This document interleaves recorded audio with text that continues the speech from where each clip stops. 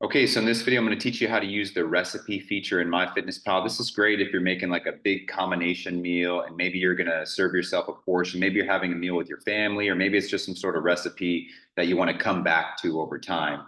So this is how you're going to do it. So really anywhere you can just press the add food. So it takes you to this page here. And then you can tap on my recipes there at the top. And you can select create a recipe to start a new recipe. Now, as an example, let's say you're making this big old stir fry that you're going to maybe use for the next 4 days or something like that. Then you can just label it, whatever makes sense. So maybe it's a beef stir fry. So maybe it's a beef stir fry. And let's say with the ingredients that you're adding, it's going to make 4 servings. So I'm going to type in 4 servings.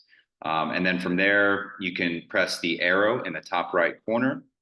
And this is where you can go in to add in ingredients. So you can press add ingredient, and I'm just going to use some of the Thrive items. So let's say you're having some, lean ground beef. So let's say you're doing 96.4 ground beef, 96.4 ground beef, and you're doing the raw amounts. It's just raw ground beef from Thrive. That's our food items we like for you to use. You can see it's that top search result, 96.4 ground beef raw. Perfect. Let's say that's what you're doing. And let's say you're dumping 600 grams into a pan, right? 600 grams of that ground beef. You can see it gives you those calories, 744. Cool. We're having 600 grams inside of there.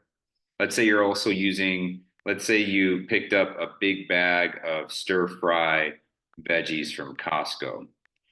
So I'm just going to type that in, stir fry vegetables right here, that second result, stir fry veggies from Costco. Cool. I'm going to add that.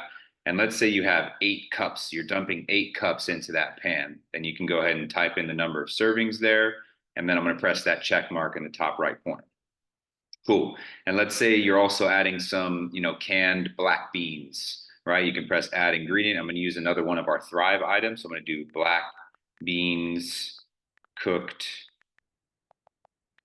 from Thrive. I'm going to press search. You can see it's that top search result there, black beans cooked. I'm going to open that up. And let's say you're dumping in, 600 grams of the black beans. So 600 grams. Cool.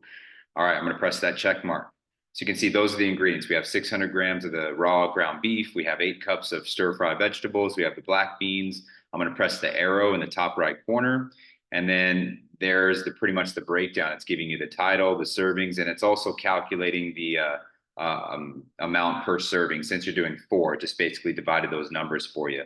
So you can either just save it or you can save it and log it. In this case, I'm just going to save it. So now that's recipe is saved. So anytime you add recipes, it's going to show up right here if you're having these big meals. And then, as an example, let's say you're adding that meal into your dinner, right? You're having a serving of that stir fry. You could just press add food.